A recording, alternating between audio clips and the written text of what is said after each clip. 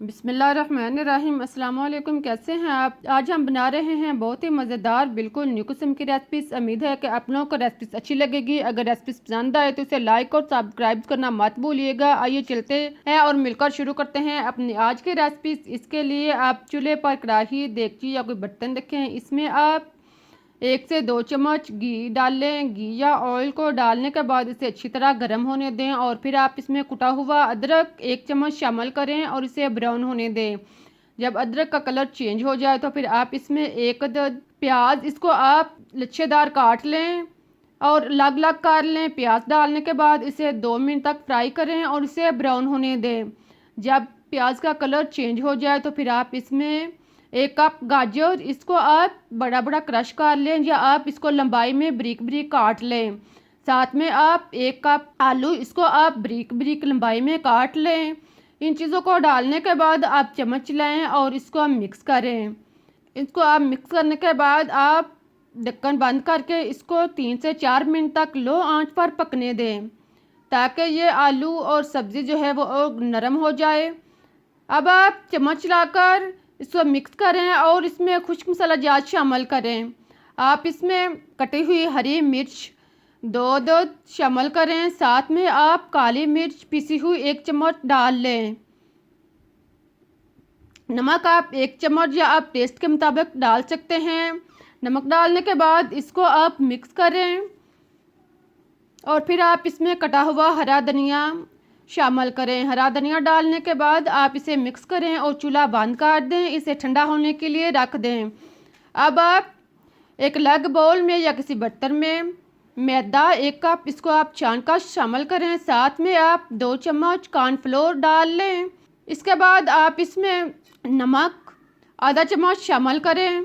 साथ में आप 1 चम्मच सुरख मिर्च कुटी हुई डाल लें। सुरख मिर्च कुटी हुई डालने के बाद अब आप इसमें पानी डाल लें और इसको मिक्स कर लें। देखें, इसका आप पतला सा अमेज़ा बना लें। इसमें आप इतना पानी डालें कि ये पतला सा मेज़ा बन जाए। फिर आप इसमें 1 अदद अंडा तोड़कर शामिल करें। अंडा डालने के बाद इसको आप खूब अच्छी तरह फेंट लें।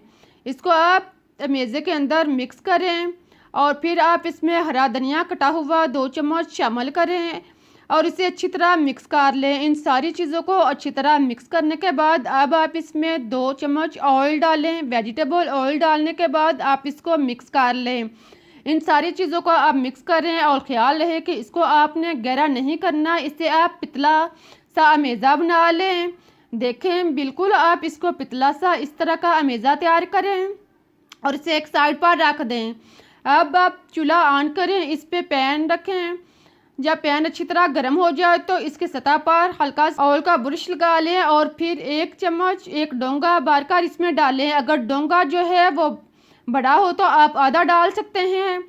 इस अमेज़े का डालने के बाद आप इसको पैन के सतह पर फैलाएं और इसको अच्छी तरह रोटी की शक्ल में बना लें। देखें, इस तरह आप इसे बनाएं और इसे लो आंच पर पकने दें। इसे 2 मिनट तक लो आंच पे पकने दें। इसे तेज़ आंच पे हरगिज़ नहीं पकाना। आप देखेंगे कि जब एक साइड से ये हल्की सी पक जाए तो आप इसकी साइड चेंज करें और दूसरी साइड से भी आप इसको इसी तरह पका लें। देखें, इस तरह आप रोटी को तैयार कर लें। आप पैन को जिस तरह चाहें घुमाएं, रोटी टूटेगी नहीं। इस तरह नॉर्मल सी रोटी तैयार कर लें और बाकी रोटियां भी इसी तरह सारी बना लें। अब हमारे पास 7 से 8 रोटियां जो हैं वो तैयार हो चुकी हैं। देखें, इसी तरह आप सारी रोटियां बना लें। आप देख सकते हैं कि रोटी कितनी पतली, नरम, सॉफ्ट है। आप इसे जिस तरह मर्जी फोल्ड करें, ये टूटेगी नहीं। इनको आप बनाकर एक साइड पर रख दें। अब हमारा आलू का मेज़ा जो है वो तकरीबन ठंडा हो चुका है। वेजिटेबल मेज़े में अब आप 2 चम्मच मायोनीज शामिल करें। मायोनीज डालने के बाद आप इसको चम्मच के साथ मिक्स कर लें। इसको आप अच्छी तरह मिक्स करें। देखें, इसे मिक्स करके आप एक साइड पर रख दें। अब आप एक रोटी लें। रोटी की जो धनिया वाली साइड है इसको आप बाहर रखें और इसकी सादा साइड को आप ऊपर रखें।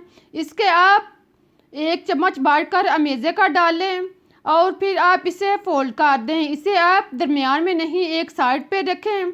देखें, इस तरह आप चम्मच बार कर रखें और फिर आप इसको फोल्ड कर लें। फोल्ड करने से पहले आप सामने हिस्से पर थोड़ा सा मैदा लगा लें और फिर आप एक हिस्सा पकड़कर इसके ऊपर फोल्ड करें और फिर साइडों से फोल्ड करके आप इसको रोल की शक्ल में बना लें।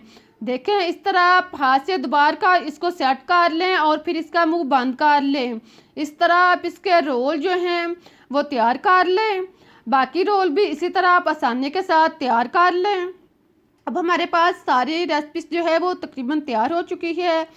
अब हम दोबारा से ऑयल गरम करते हैं। जब ऑयल अच्छी तरह गरम हो जाए तो फिर आप इसमें एक एक करके रोल डालते जाएं।